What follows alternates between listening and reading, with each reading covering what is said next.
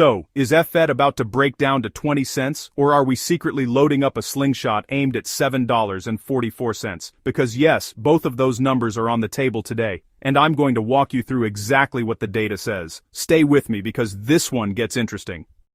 Let's start with the derivatives market because that's where the smart, and not so smart, money is putting their bets. According to CoinGlass data, intraday traders are closely watching two key liquidation levels. On the downside, traders have clustered around 22.4 cents, and on the upside, around 23.8 cents. Now, here's where it gets spicy.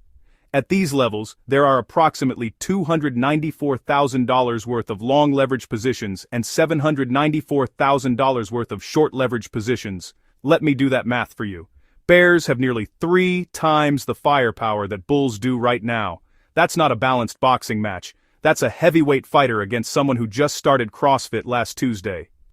This tells you one thing clearly. The bears are dominating the short-term narrative.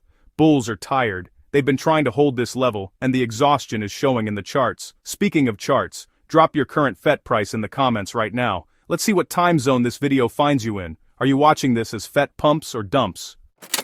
On the 4-hour chart, FET has formed what technicians call a descending triangle pattern. For anyone new here, a descending triangle is basically a chart telling you, I keep making lower highs, but I'm stubbornly holding the same support. Eventually, one side breaks. And statistically, in a bearish market environment, that break tends to go down. The critical line to watch is 22.7 cents. If FET closes a 4-hour candle below that level, technical models project a further decline of roughly 10%, bringing price to the 20-cent zone, and a crypto analyst on X has already echoed this outlook. So noting that FET is currently retracing into a supply zone, showing clear signs of buyer exhaustion, and appears to be positioning to grab liquidity before a deeper move lower. The targets outlined? 20 cents first, then 17.37 cents if bears fully take control. My take? That 17.37 cent level is not random. That's a significant multi-year demand zone, and if FET gets there, it would either be the worst thing that happened to short-term holders or the greatest gift the market has ever given long-term accumulators. History tends to agree with the latter. Now, let's add one more bearish cherry to this Sunday. The average directional index, or ADX, is currently sitting at 13.22. The key threshold for trend strength is 25. At 13.22, the ADX is telling us that directional momentum is weak. FET is not in a strong trend in either direction right now. It's drifting, hesitant, like someone standing at a buffet who can't decide if they're hungry. That indecision, in a descending triangle, usually resolves with a breakdown. But wait, before you go panic selling your bags, let me show you the other side of this coin, because the on-chain data is singing a completely different song.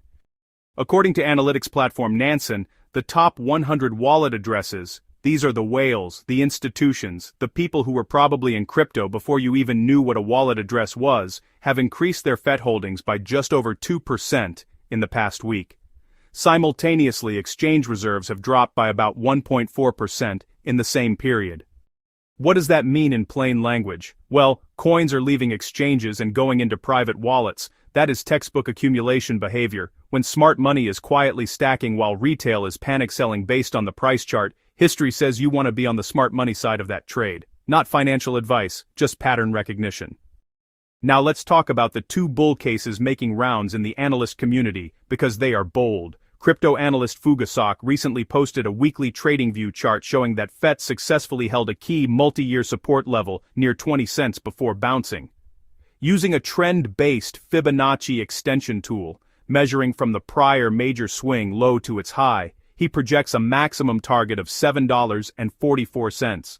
From current prices near 24 cents, that represents over 30 times potential upside if the bullish structure remains intact. Now, is $7.44 guaranteed? Absolutely not. And Fugasok himself frames it as an optimistic Fibonacci extension scenario, not a sure thing. But here's my personal take. Crypto cycles have absolutely delivered 30 times moves from deep support zones before. Ethereum went from $80 to $4,800. Solana went from $1 to $260. So while $7.44 sounds like a fever dream right now, it's not outside the realm of what altcoins do when conditions align. The FET merger into the Artificial Superintelligence Alliance, combining Fetch.ai, SingularityNet, and Ocean Protocol, gives it fundamental backing that many altcoins simply don't have. Quick question for the comments section: do you believe FET can hit $7 in this cycle? Vote yes or copium. Let's see where the community stands. The second analyst worth mentioning is Jonathan Carter, a market technician who posted on April 1, 2026, claiming a confirmed bullish breakout on the 3-day time frame. According to Carter, FET has pierced above the midline of its descending channel, a classic signal that bears are losing grip on the trend. His sequential upside targets are laid out clearly: 27 cents, 35 cents, 54 cents, 80 cents, $1.10, and ultimately $2. Trading volume at the time of his post was exceeding $140 million, which lends some credibility to the momentum claim. High volume on a breakout is the one thing that separates a real move from a fake one. So, my honest analysis: the 3-day breakout above the descending channel midline is technically meaningful. This is not just some random line drawn on a chart, it's a level that has actually rejected FET multiple times. Breaking above it, if that move is sustained, genuinely shifts momentum. But, confirmation is everything. One candle above a midline is not a trend reversal. What you really need are closes above resistance, and ideally, a retest of that midline as support before you go all in on the $2 thesis.